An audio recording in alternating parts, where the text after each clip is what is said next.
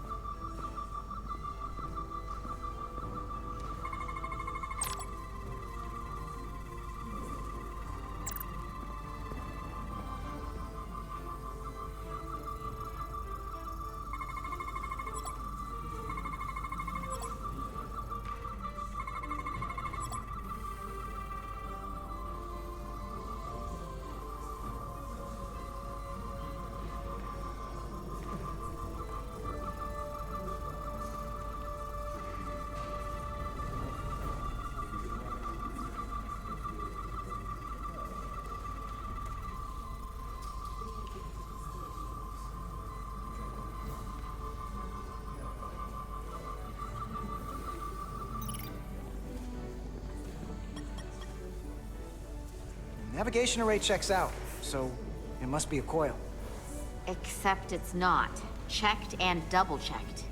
Well, the readings don't lie. Here comes the security detail for the way team.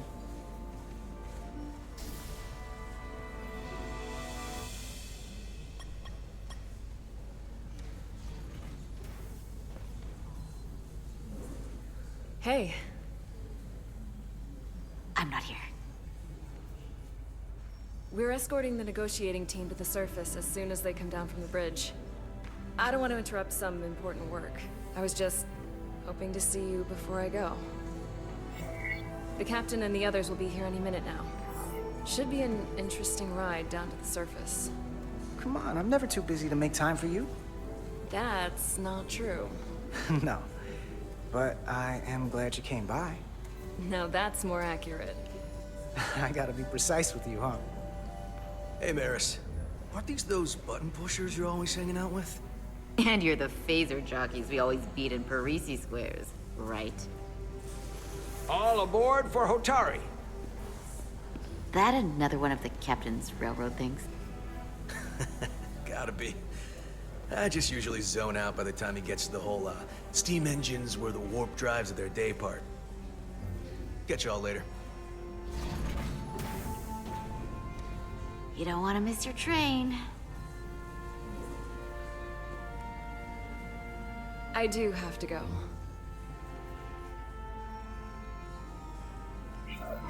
Not gonna lie, I'd rather not leave right now.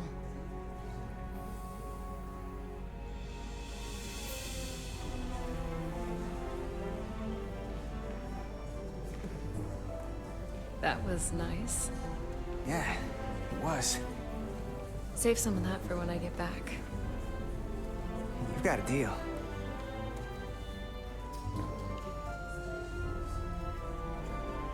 Be seeing you.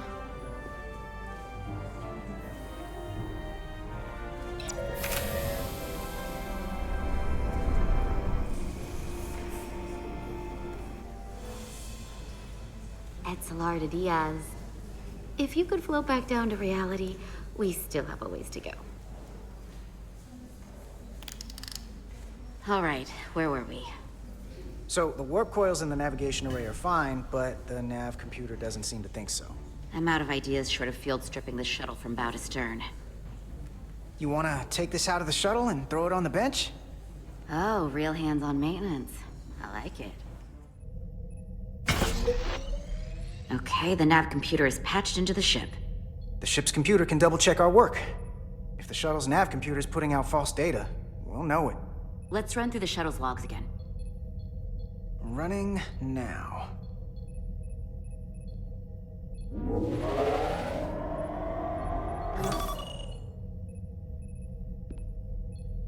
Same. Warp field inversion and a cascade failure. However, the Resolute computer doesn't show the same subspace variance. We're in the same conditions that the shuttle was in when it failed. Why wouldn't the ship's computer get a matching result? What if the subspace variance was a momentary occurrence? That's a possibility, and it would explain why the simulation under our current sensor readings failed to reproduce the issue. But a subspace anomaly strong enough to cause a warp field collapse would leave graviton ripples for days. Let's run with the momentary subspace variance theory for now. Roll forward to the shuttle's attempt to re-engage the warp drive. We need the conditions of space around the shuttle at the moment of warp failure. Resuming simulation.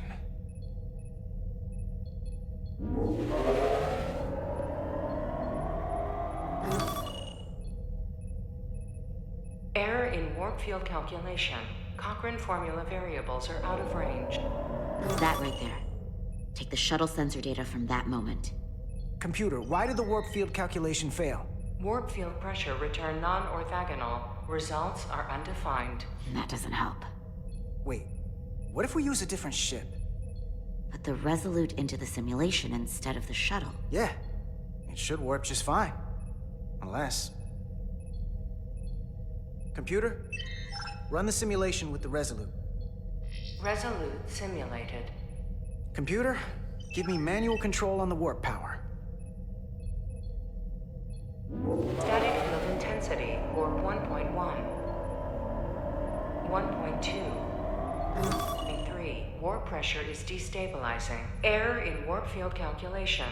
The warp drive has experienced a system-wide cascade failure. Warp field collapsed. Subspace variance is out of tolerance. Cochrane formula results are undefined. Bingo. What-o? The same moment when the shuttle failed to warp, so did the ship. Whatever happened to the shuttle just happened to us. The Resolute will not sustain warp. We can't leave Hotari space.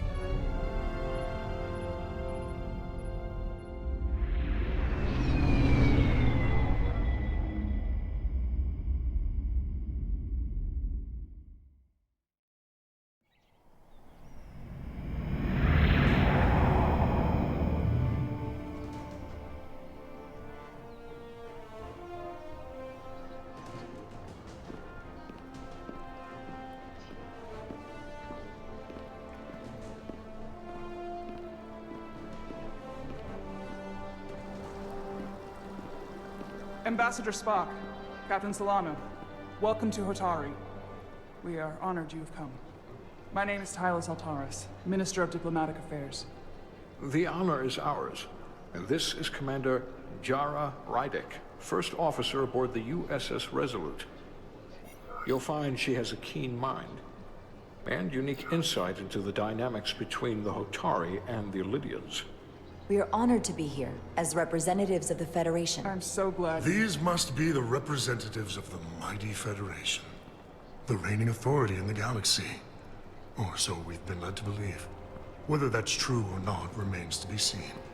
But, either way, we're grateful you've made the time to come to our little corner of the universe. And you are? This is Galvin, and this is Citron, the heroes of the revolt in the mines.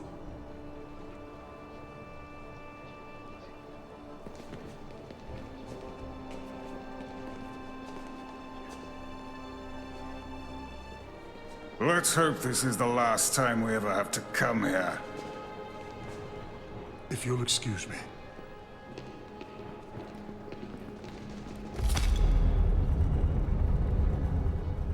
I think we're about to begin.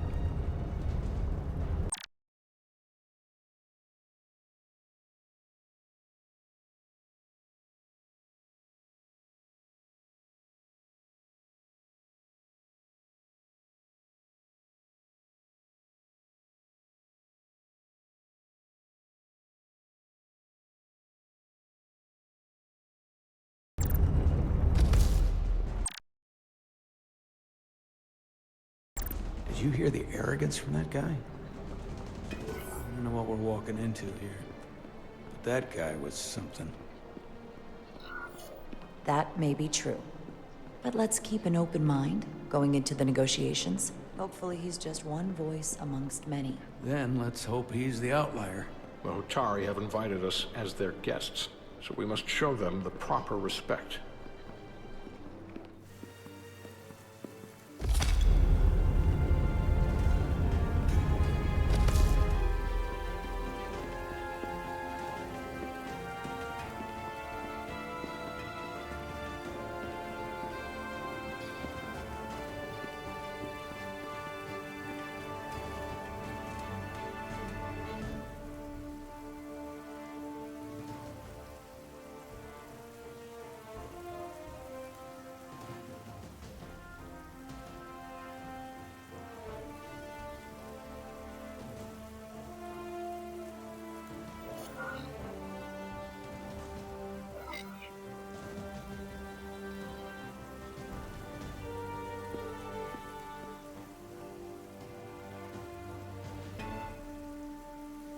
Ambassador Spock, welcome to Hotari Prime. The honor is mine, Your Majesty.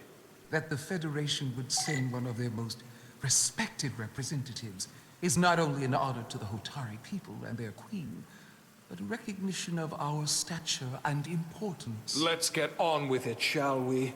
With all due respect to the Federation and their ambassador, they have no authority here.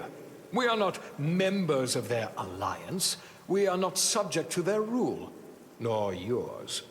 We demand the immediate return of all mining operations to Elydian control, as it has been for centuries and will be for centuries more. That has always been our understanding. That understanding has changed. Then you invite war! And if you cannot remain silent, you will be silenced. But his point is well taken. What is the Federation's interest in this matter? Perhaps you would have us trade one oppressor for another? The Federation remains neutral. Our only interest is the peaceful resolution of this conflict. We are here at your request, Your Majesty. For now. I'm trying to keep an open mind here, but it's not easy. I thought they wanted us here. Was there something you wanted to say, Captain? Oh, no. My apologies. And what about the Kobliad? She's not part She of... can speak for herself, can't she? Then let her.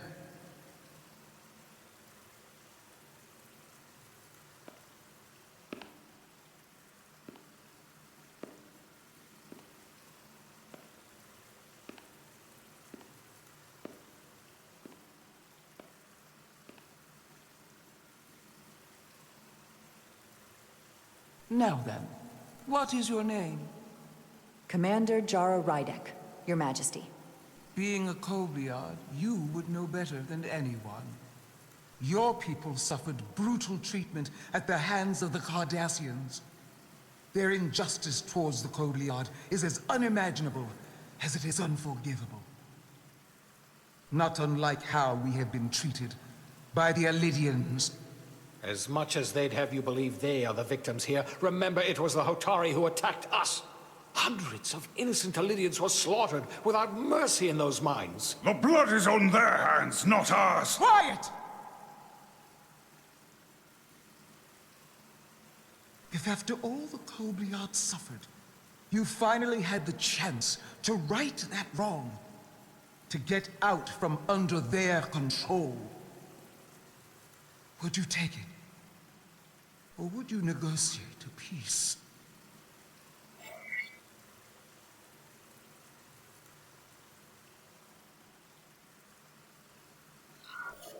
There is no remedy for what the Kobliad suffered. And I fear who we might have become in pursuit of it. There is no justice if the oppressed become the oppressor. So I would willingly accept a peaceful resolution if it were offered. That is the real opportunity. Perhaps, Commander Rydek. Perhaps. Unfortunately, that was not the case, was it? No, it was not. Peace is often elusive to those who need it most. The Federation is the most powerful, most advanced alliance in the galaxy. It's widely known we have an abundance of dilithium in our mines. And it's in your interest to secure a steady supply. Your Majesty, if I may. Ambassador Spock would have us believe you're here as a neutral party in the interest of peace. So why are you really here? I want the truth, not your Federation rhetoric. As Ambassador Spock has said, we've come seeking a peaceful resolution to this conflict, and have no interest in your dilithium. I'm not nearly as naive as you must think. The Federation has done business with the Illydians for decades, which makes me question your motives. What they haven't said, but cannot deny, is a simple truth. The dilithium trade would not and will no longer exist without Illydian involvement. We created it for the benefit of everyone, especially the Hotari. We've given them warp technology. We've let them share in the profits. We've made their lives infinitely better than before dilithium was discovered. All of that goes away if the Federation turns a blind eye to their treachery. That is enough of your lies! The Hotari are quite capable of running the mines. We've done so for centuries. So tell me, who deserves control of the dilithium trade and the mines on Tau? Who should the Federation recognize? The Hotari or the Illydians? It can only be one or the other, not both. If I have to choose only one, then it would have to be the Hotari. Well said. How could the just and wise Federation make any other choice? This is an outrage. The Federation has lost all credibility. The mines are ours. Lydia will not be deterred. We will take back our mines by any means necessary. Then you will see more blood spilled. I am more than willing to address your concerns, Your Majesty. Yours as well, Representative. But I suggest we could have a more productive conversation with a smaller group. Perhaps only the most essential representatives.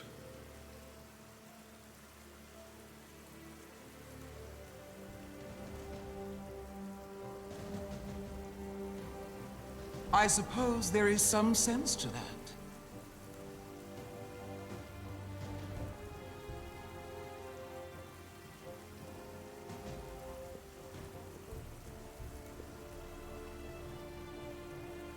I hope we meet again, Jara Ryder.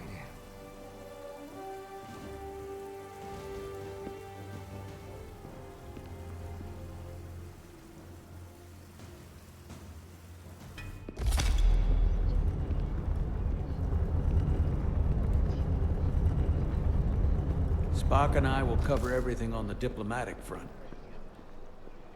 You make nice with the locals and see if you can get some answers. We need to find out why the Hotari are so willing to risk war. What happened in those mines?